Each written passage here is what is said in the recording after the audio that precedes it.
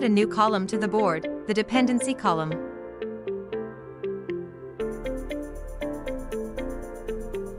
When setting up dependency conditions, choose the mode between flexible, strict, or no action.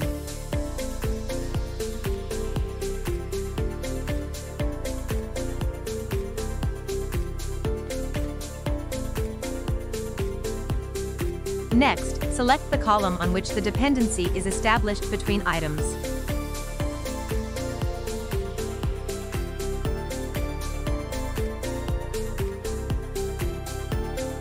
In the dependency column, specify which items each individual item will depend on,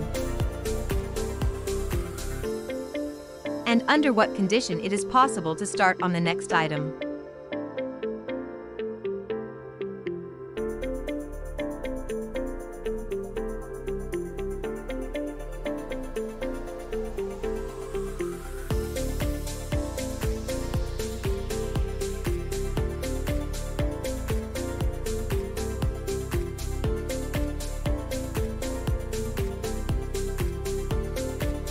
When you modify the dates on the timeline of one of the items.